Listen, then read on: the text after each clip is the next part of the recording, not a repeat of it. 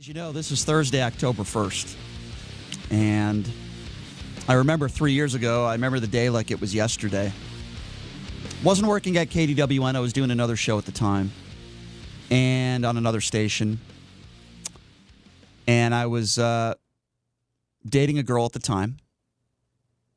Casual dating. She wasn't my girlfriend. Not that you need to know any of that person. Not like it matters. But she was a friend of mine. And she invited me to go to this country concert with the Route 91 Festival. Now, I'm not a big country music fan, but I was still planning on going. And then I got a call from a friend of mine who works in another station, a sports station here in town.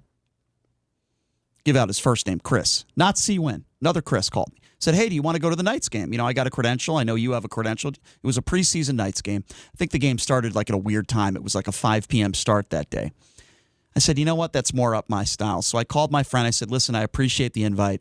I'm not really a country music fan, but maybe I'll hang out with you after the show. We could grab a couple drinks. So she took her mom. I go to the hockey game. I'm driving home maybe around 10 o'clock or something like that. Finally driving home.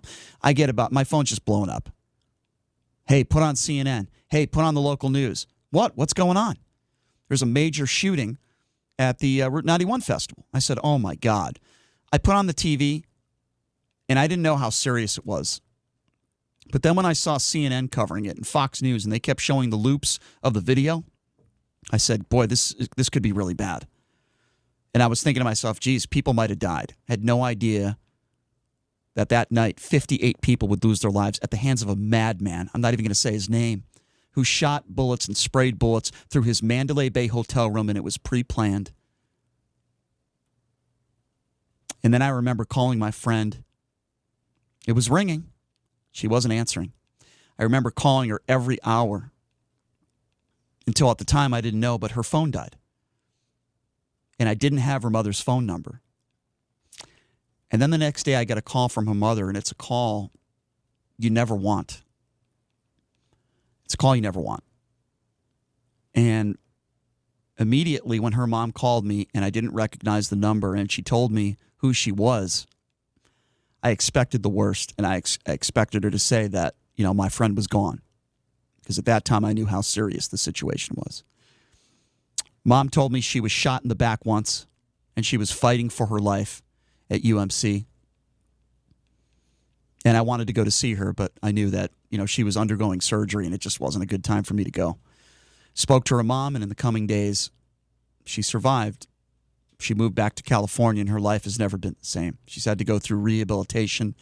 Still talk to her. It's a horrible situation, but she's a fighter, and she made it. And then, of course, through my mind, it was, boy, that could have been me. It absolutely could have been me if I didn't go to that hockey game. And then I remember hearing the stories of all those brave, wonderful people that were just out one night, just wanting to have a good time. They just wanted to have a good time and listen to music. They just wanted to have a good time, maybe have a beer with their friends.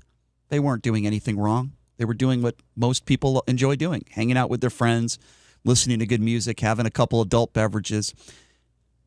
And then you hear a spray of bullets, and a lot of people at first, they didn't know there were bullets. They had no idea.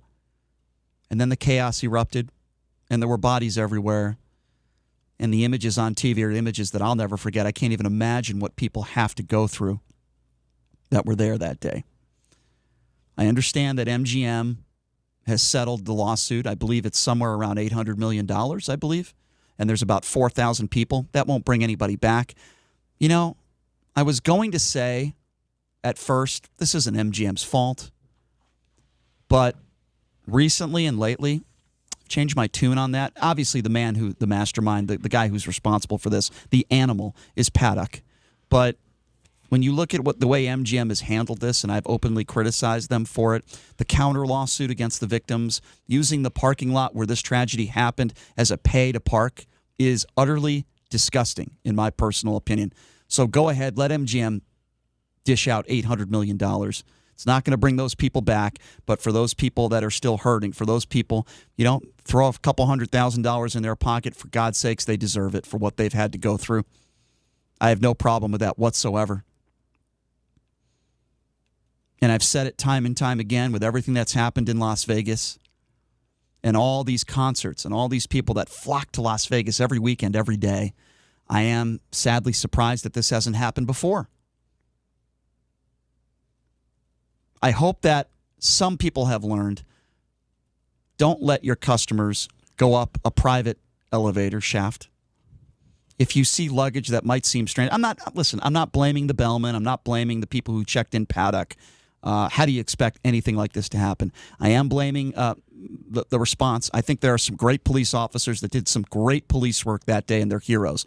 But there are also some police officers, including one that I believe was fired and just recently got his job back, that froze there for 15 minutes and did nothing, and he could have saved lives. The police response was not great. But I don't want to focus on that today. I don't want to focus on accountability. We know who did this. Here's what we do know. We do know that we lost not only 58 people, but 60 people because Sheriff Lombardo just made an announcement recently that 2 people who were shot 3 years ago, they've succumbed to their life as well. But I want to honor those people who have lost their lives.